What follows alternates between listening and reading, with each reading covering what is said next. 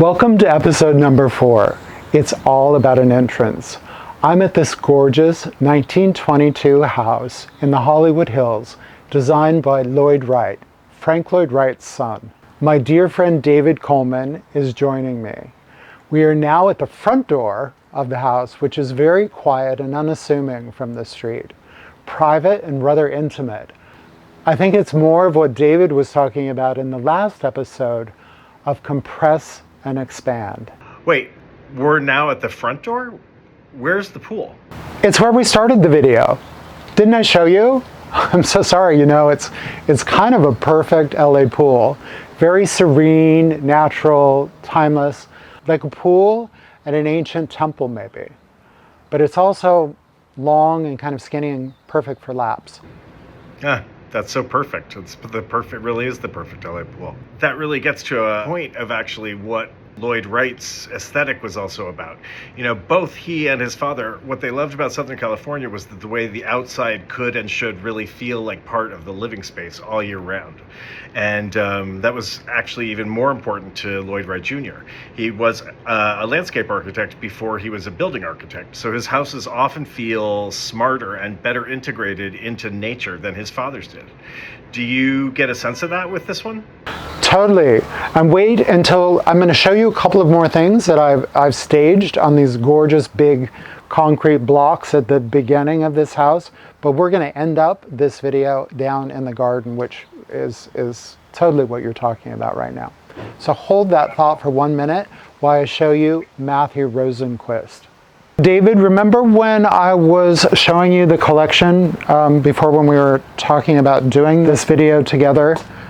This is Matthew Rosenquist, which I remember you commenting how much you love this. And this is actually a sculpture that he did that is his father, and it can be used as a stool. I mean, I put it up, on this big concrete block so that everybody could see it, but it's really meant to be on the ground and you can sit here. It is incredible. It would definitely be an interesting way to, talk to a psychoanalyst. I don't need any therapy, David.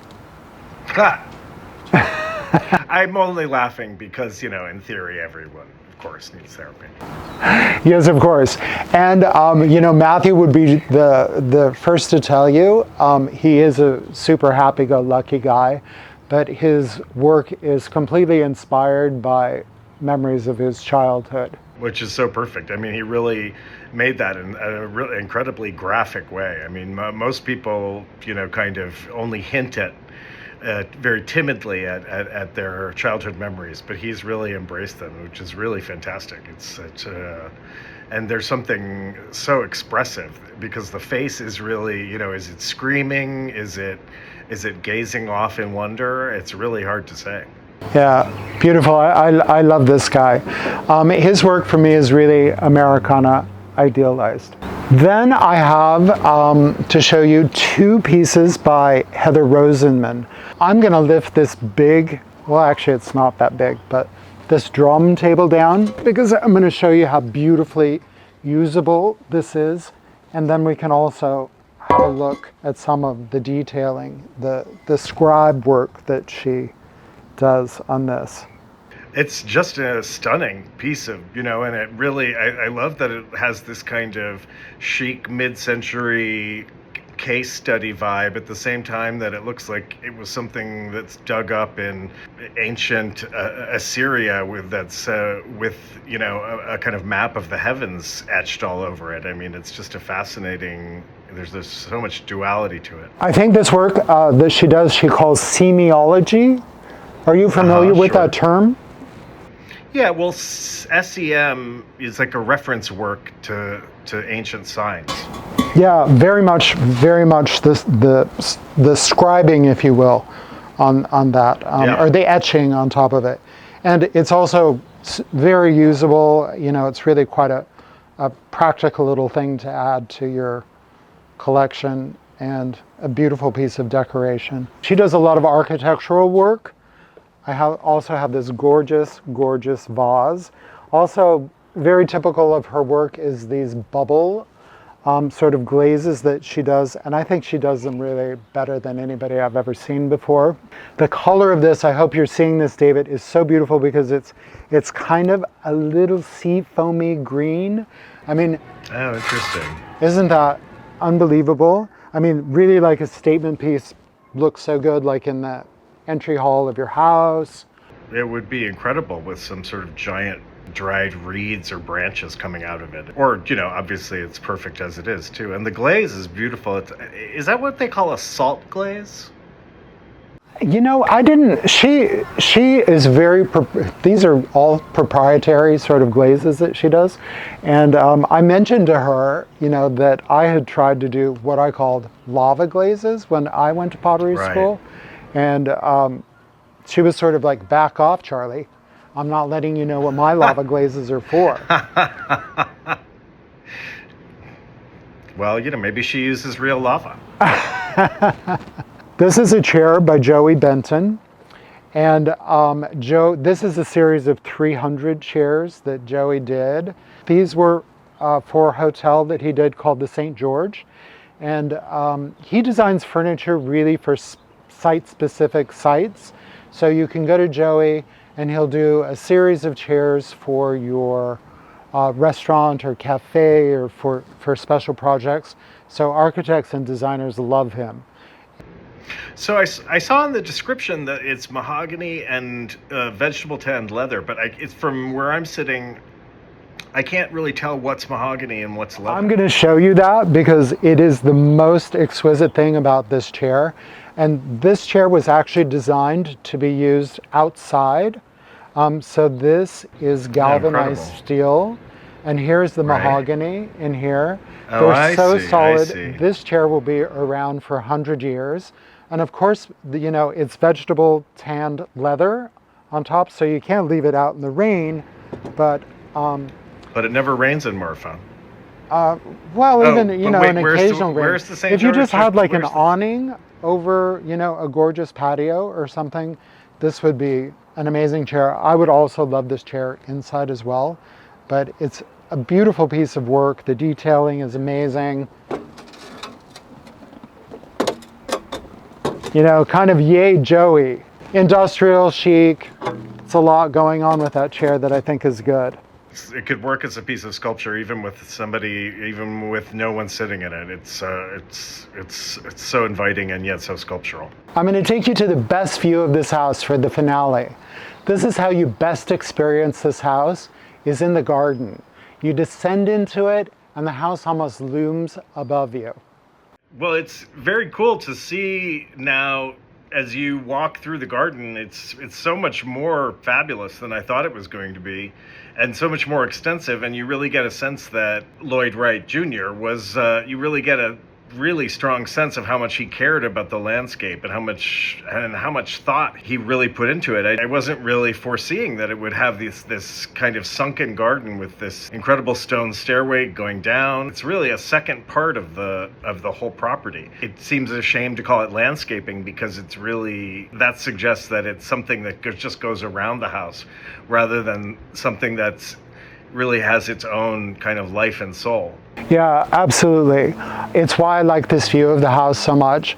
All of the succulent plantings. Wait until you see what I have to show you. I have an artist who makes meditation pods called resonators.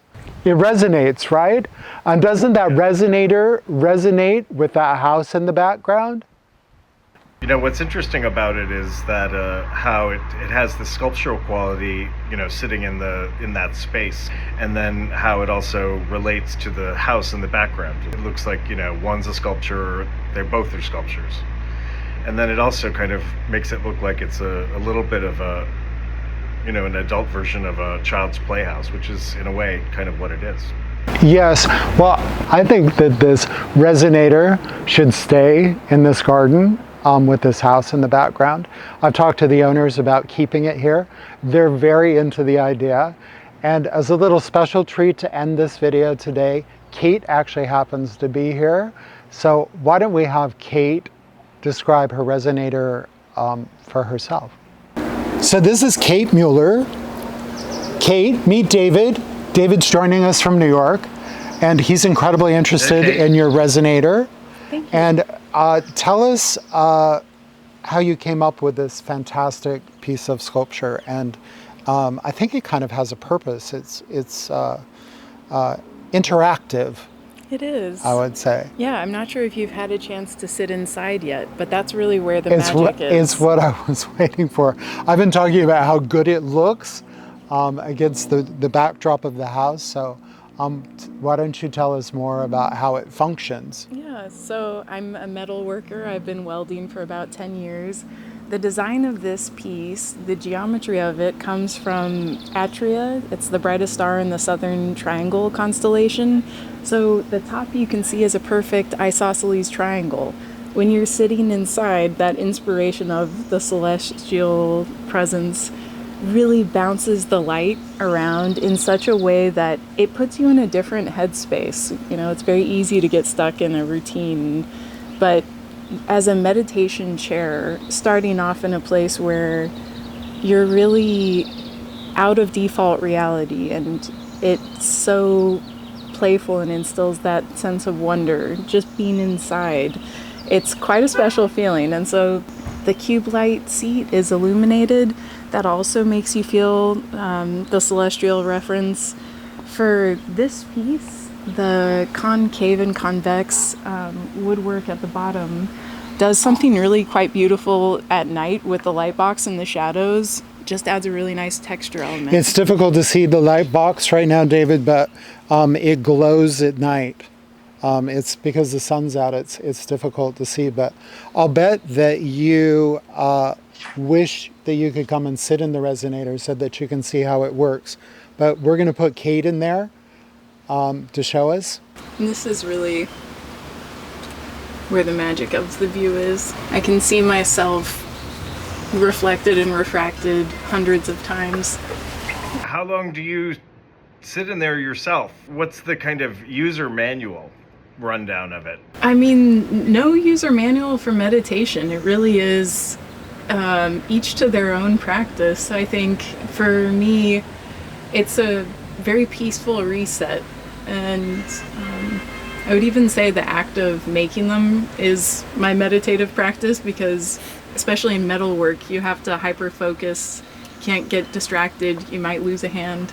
So this is going to be an ongoing series referencing constellations, and I'm excited to get working on the next ones. It does help put you in a different mindset. You are viewing yourself in from a different aspect, and so in that sense, even though it's full of mirrors, you almost have the opportunity to detach from your ego, because you're not viewing yourself from the story that you tell yourself as you move through the world.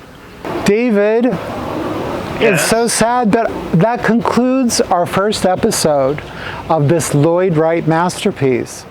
If there's any items that anybody watching this video would like more information of, please DM us. We love to answer questions. And as a reminder, all items from today's video will be available on our AOK shopping page. The link is in the bio. Please follow us on Instagram if you don't already. Sign up for our mailing list so you never have to miss a video or event.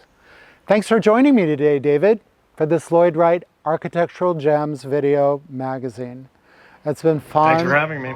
It's been fun to walk through this place. It's been amazing to hear your point of view about the Taggart House and my current artist collection. I hope to see you again soon in New York, or maybe you're going to come to Los Angeles and visit me. Maybe I will.